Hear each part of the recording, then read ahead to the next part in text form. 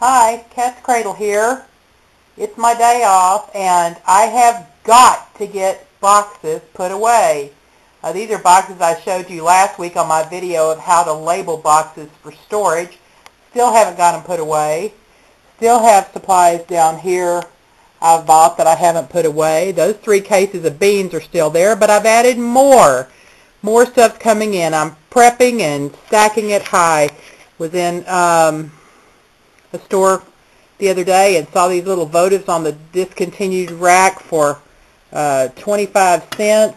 They had these little candles in jars for $1. I wanted to try them and see how long they burn because that's a container I can refill. I really like that. 2 LED lamps that you can carry around, have a little handle. This is really good for prepare instead of having to carry a candle. Some steel cut oats, chocolate syrup, dishwashing soap, bandages. You can see I've also been busy canning. Citrus goes on sale in January and February. So here is, I've labeled it Citrus 212. This is mixed grapefruit and oranges. I canned 24 pounds of it the other day. Can't remember if I put a video of it up or not. But $2.98 for an 8-pound bag of oranges, and same for grapefruit. And then they ran these little cutie clementines on sale. Love them. They were actually the most delicious ones I'd ever tasted. So I just peeled 2 whole cases of them, left them mostly whole. Look how pretty they look in the jar. And got those all canned up. Remember, when you open your cases, if you cut around on 3 sides and leave one side connected, then you can use this plastic top as a cover. Keep it over your jars, keep them from getting dusty, and then just stack the next one right on top. I got some bandages back there. Oh, here's a tip for you. Here's a jar. That looks kind of strange.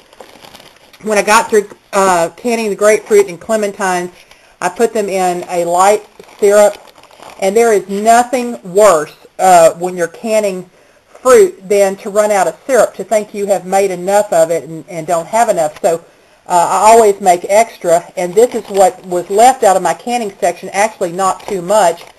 So I just put it in one of my jars that had been sterilized, and when I put this fruit on to process, I just processed this jar as well.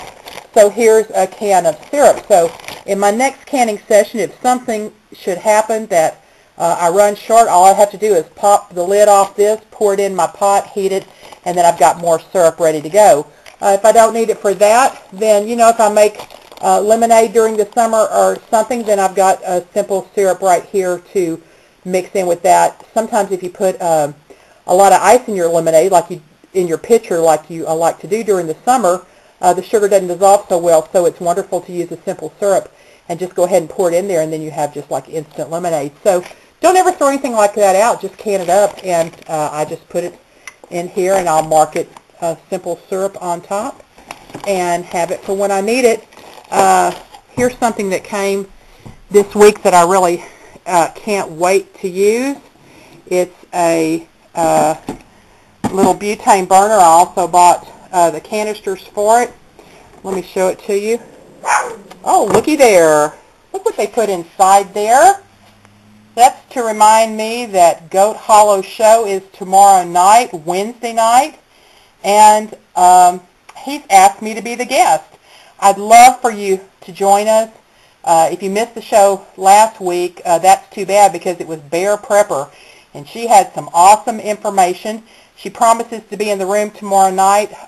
Noreen, Atticus9799, will be in the room helping me field some questions, because I'm not sure if I can watch the chat room as fast as it was going last week and still talk and converse with people that call in. So they're going to be in the chat room too, answering questions just like I did last week. But GoatHollow show, it's excellent.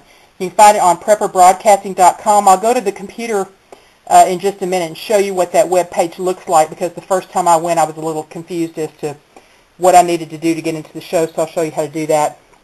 But here is the little butane stove, and you can get them on Amazon for about $15. Here's how it came. It has its own little carrying case, which isn't much. It's a little plastic carrying case. But here's the grill. You just turn it over, course, you would take it out of the case. I may do a review on this. There's plenty on YouTube though, so I don't know why I should do it. This just opens up. Your canister goes in here. You put the nozzle in, get it seated, close it up. You have a little automatic ignition that sparks. You just press it and light it, and you're good to go. How cool is that? Wonderful to take on picnics. I mean, you don't have to wait for, WROL or the end of the world. Great thing to have, little case to take anywhere and cook. What I like about it is, it's option like number F for me. If A, B, C, D, and E, run out or fail, then here I go. I've got option F.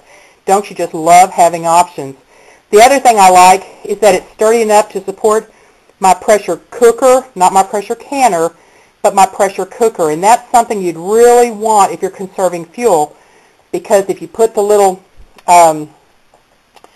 pressure gauge on top and close that thing down and seal it off, you can cook with about a third much fuel as you normally would on a typical stove, because all the pressure and all the heat's being contained within the pressure cooker. So I love that thought of being able to conserve fuel by cooking in a pressure cooker. So anyway, life's a little crazy here today. Got a lot to do. Got to get things put up and get squared away so that I'll be ready for the show tomorrow night with GoatHollow at prepperbroadcasting.com.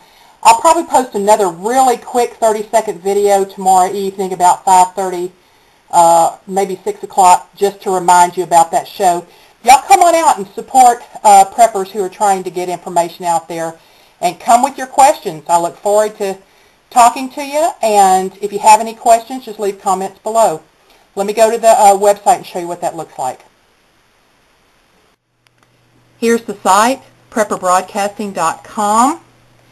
And what you will do, like today, it's telling you that tonight's broadcast is the Waterman Files. And there's a link for you to click for archive shows. Go back and listen to Bear Prepper Show from last Wednesday night. But here's what you do.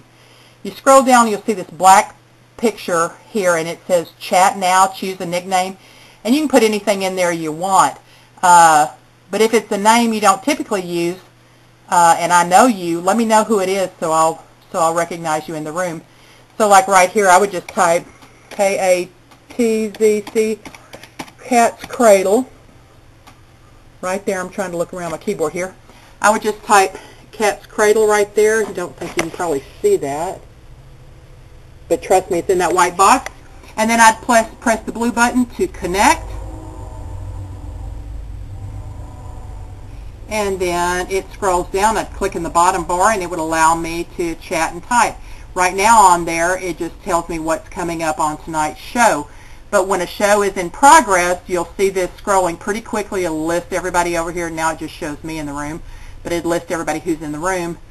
And then I don't advise that you go in until exactly 8 o'clock or even 8:01, because if you log in too early, there still can be a chat going on because people arrive early and start talking, but you would need to refresh the page at 8 o'clock or 8:01 in order to be able to hear. And then you would go up here.